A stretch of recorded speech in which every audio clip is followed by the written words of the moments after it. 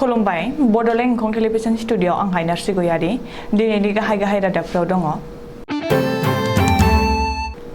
एबसुनि मुसुखा सावनाय हाबाफारिखौ दावराव देख्रेब नार्जारिया गोख्रों रावजों सोंखारिदों।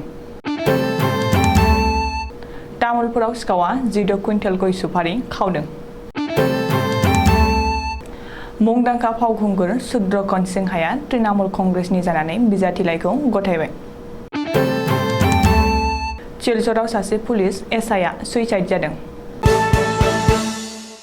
दानिया फैदो आबुं रादाबाव।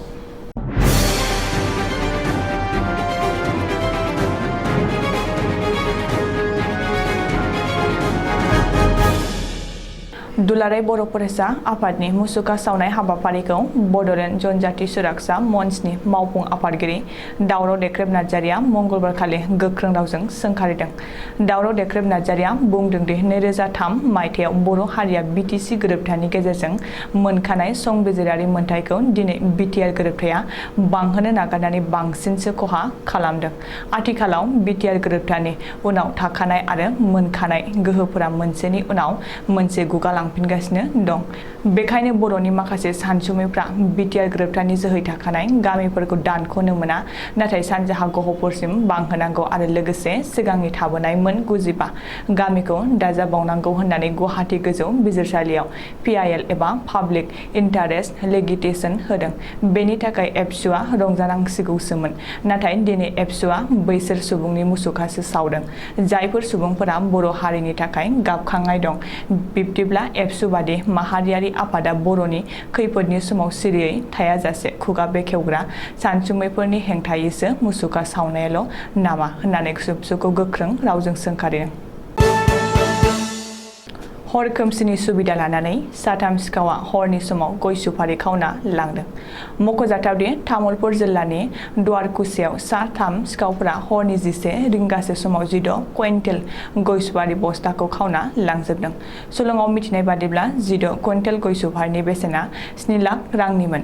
गय सुपारि खावनाय साथाम सिखावफोरनि मुंफोरा फारियै मुकसेल आली, रियाजुल आली आरो माइनुद्दिन आली होनना सिनायथिनाय जादों। दायो साथामबो सिखाव खौ थाबैनो हमनानै गोख्रों साजा होनो थाखाय तामुलपुर पुलिस थानायाव FIR होबाय।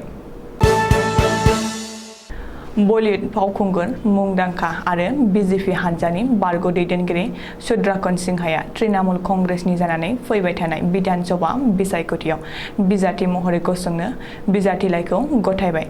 मख'जाथावनि सुद्रकन सिंहाया तृणमूल कंग्रेस हानजानि जानानै फैबाय थानाय विधान सभानि उफ्रा बिसायख'थियाव सोनाब बंग'आव आसानसोलनि बिजाथि महरै बिजाथिलाइखौ गथायबाय। सोनाब बंग'नि बे उफ्रा विधान सभा बिसायख'थियाव सुद्रकन सिंहाया मासि आवग्रिनो हागोना रोखा होनना तृणमूल कंग्रेस हानजानिफ्राय बुंथिदों। नोजोर होनो गोनांदि आथिखालाव सोनाब बंग'आव ममता बेनार्जीनि दैदेननायाव तृणमूल कंग्रेसनि सोरखारा सोलिगासिनो दं। चिलचराव पुलिसनि सासे एसआइआ गावखौनो खर'आव गावना लानानै फोथैनानै लादों।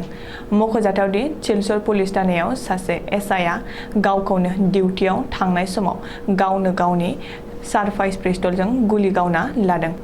सुलुङाव मिथिनाय बादिब्ला गावखौनो सारप्राइज पिस्तलजों गुलि गावना लानाय एसआइआ मैनार ओनसोलनि उत्तर बननि गरबितु सिंह होनना मिथिनाय जादों। दायो गरबितु सिंहनि गोथै देहाखौ पस्टमर्टेमनि थाखाय चिलचर मेडिकेल देहा फाहामसालियाव थिसनथाय हरबाय।